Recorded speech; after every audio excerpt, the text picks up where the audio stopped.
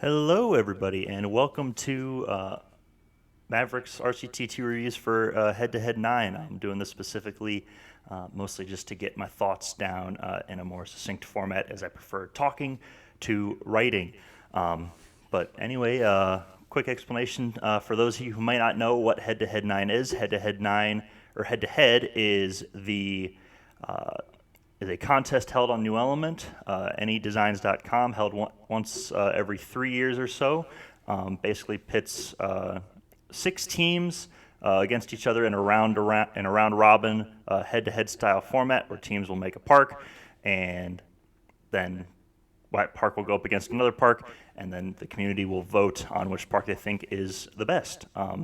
So I guess we'll jump right into it here. This is the 9th iteration of the contest, and I'll be going over my reviews of each park. Starting with here, we are at round 1, match 1, and this is the Good Death by the team Logan's Run. The Good Death was made by Steve, Janae, AJ, and Sammy, SS Sammy, and this is also the team that I happen to be on. So maybe a little bias coming in here. But essentially, the idea with this park is that they have this giant being of some sort. It's fallen and died, and the skeleton has still remained in the ground. And since then, a civilization has kind of sprung up around it in kind of a pagan-ish rituals, things throughout. So let's jump right in. So first thing, we come to the map. There's this lovely outside village around area, which kind of highlights all the different little intricacies of the society itself. You know, you've got planting with the sunflowers, the coaster working its way through all the area. You got different farming equipment and stuff, different houses, shops all around, and really a beautiful landscape. Getting to watch this come together, it was really cool to see this take shape in such a natural form, using mostly the landscape here to help set the scene for what's going on with everything. You've got this great waterfall down the cliff off to the side here, coming down into this lovely river running all the way through the middle of the map, including down through the skeleton, actually down through. You can see you got the skull up here, and it goes through. Waterfall goes through the eye, down through the rib cage, and down out there. So the whole scene, the whole park is set really nicely with this town setup, and then with that comes a couple of coasters in it, as well as is tradition with most creations in Roller Coaster Tycoon. So the first one we have here is the Will-O-the-Wisp. This is a custom family launch coaster.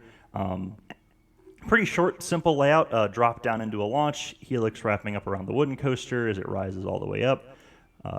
Little drop, rise, another helix down around this little arch, up and over the path, another helix down around low, nice little airtime hill, and a turn into the brakes. So very, very simple layout, but it's done really nicely. The queue for the ride wraps all the way down around the sunflowers, and it's starting to rain, so we will clear that up. So we have the wonder of OpenRCT to help keep things looking nice. But yeah, just lots of cool little details throughout the ride. You've got the necromancer performing a ritual underneath the helix there. You can see some bugs and used with objects around everywhere, and it's just really nice. The supports are great. Lovely custom supports that feel a bit homemade, like you'd kind of almost expect given the setting like this.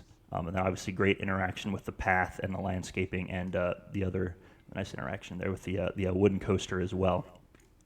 So we'll drop down and move across the way as we see here a couple nice little stalls and some staff that are clickable to be able to tell you what's going on in different areas. Kind of makes it explorable rather than just looking. You can click on things and get a little bit more story out of them. But so we'll move over here, and so over on this side of the map we have the Moss, which is a giant wooden coaster covering most of the map, taking great advantage of terrain. So we'll pick this guy up here as it drops off the lift. Nice little CCI start with the dip and rise, drop and turn through this wonderfully crafted hand for the skeleton with the rings on it. dropping and continues to keep dropping a little bit further than it rose each time. Nice turnaround there. Speed hill through up, wrap around, and drop through the skeleton, which is really cool. And then this nice run up to the far turnaround, which is this lovely Rose Bowl double helix wrapping around what is a part of the queue before it makes its turn up. One more dive down through the skeleton, up into a little cave and back into the station. So very nicely paced layout. Again, my teammates, these guys did a really good job crafting this coaster and fitting it into the landscape and making everything look really nice. I think it turned out really, really well. And especially, I think this interaction here, I know this has been pointed out by many other people, the interaction with the hand here at the bottom of the first drop is just fantastic. So we'll keep moving on up.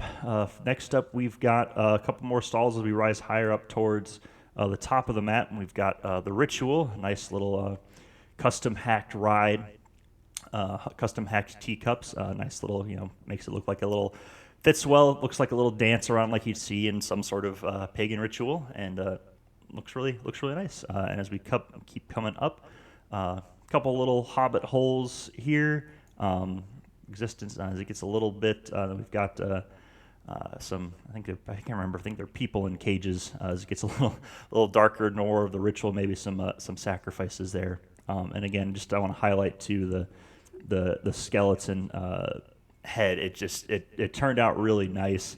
I know Sammy did this, and I really loved what he did with the details and making it look like it's been there for a while, and it's starting to get taken over by the terrain and nature, but it's still clearly definable as what the shape is.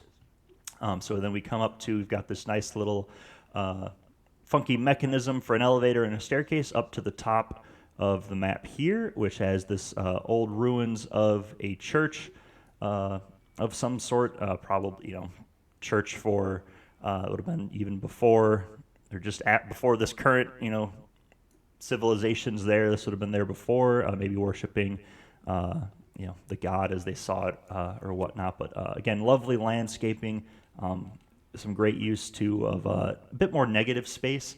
Down here a little bit bare on the map, but I think it does. It is quite nice. Just wish that there's a bit more context to see it flush out to go from negative to positive space, but that is such with the limitations of head-to-head. And then the last ride we have here is actually kind of buried. I know it's buried in here. There's a little drop tower in this sort of spire off the side of the cliff here. You can kind of see it go.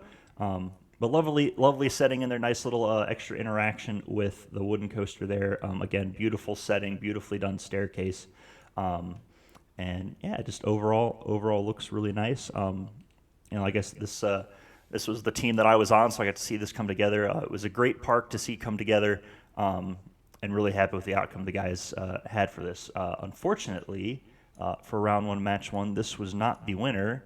That winning park would go to our opponents, the Scream Queens.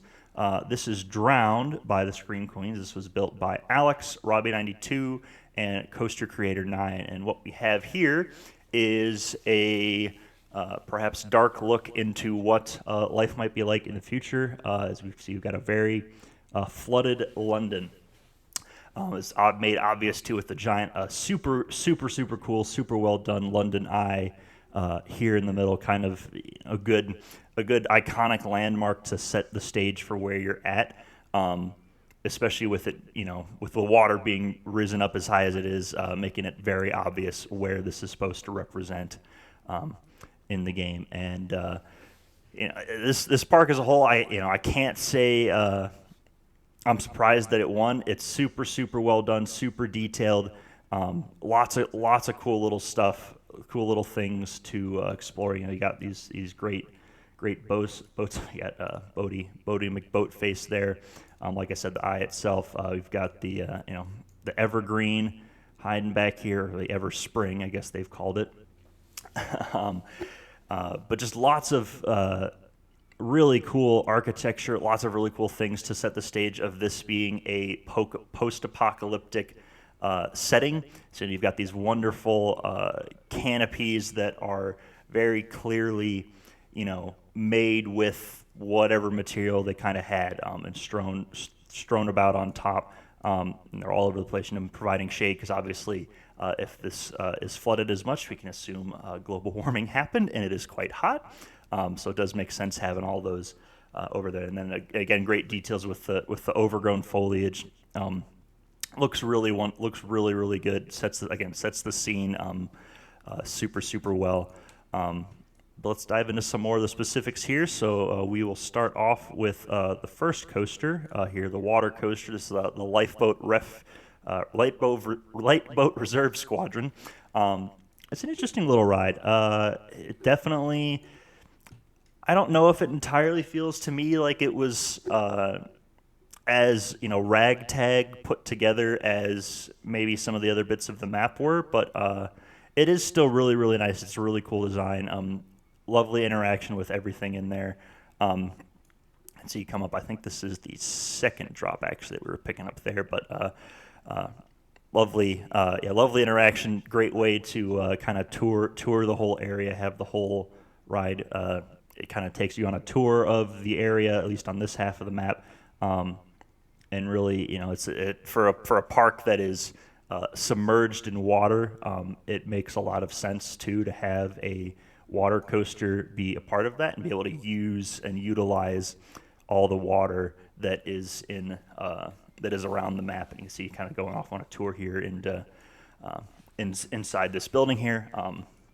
It comes back out, goes through. There's a nice little interaction with it going through the eye up the lift hill. A couple nice little coaster sections, and then obviously the water bits to end it. So nice little design. I think it fits really well within the overall map. And then around that, obviously, then you've got this great overgrown Big Ben. Again, another nice icon of London to again set the stage for what we're looking at here in RCT with not being able to necessarily describe it. You have to kind of convey to the viewer what you're going for. Is everything's anonymous until after the map is scored. But we'll pick up here the second coaster. Just finished launching. This is Deliveroo. It is a launched suspended coaster with which is very unusual, but pretty cool. Nice little dive under the water there, and definitely a what feels more to me like the interesting kind of thrown together ride of this map that would make sense for something like this. We need entertainment. What do we have? What can we make? And it definitely feels like it was strewn about more, maybe a bit more technically challenging than the water coaster in terms of realism to try to build it, but we're not obviously going for a pure realism standpoint here. But again, just great interaction, lovely swooping turns, drops around the buildings, over the water. Like I said before, that great dive under the water. I love this turn structure with the first turn out of the station and the final turn, and one of the final turns before you get back. The station itself is this lovely structure put on top of the Houses of Parliament, I believe is what that is with Big Ben. I'm not from Europe, so you Europeans, please don't be too hard on me for my ignorance as an American.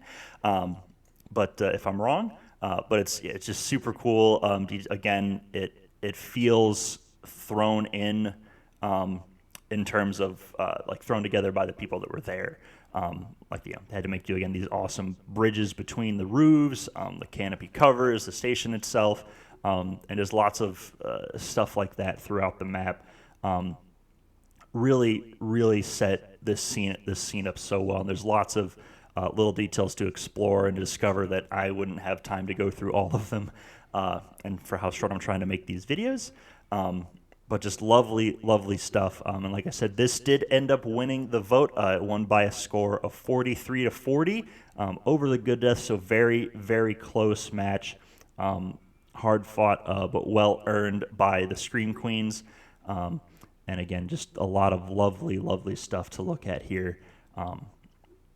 That I wish I had more time to go over, but that is going to do it for review number 1. So I'm getting the bugs worked out with everything. I got the webcam set up so you guys can see my face and see my hopeful reactions to everything.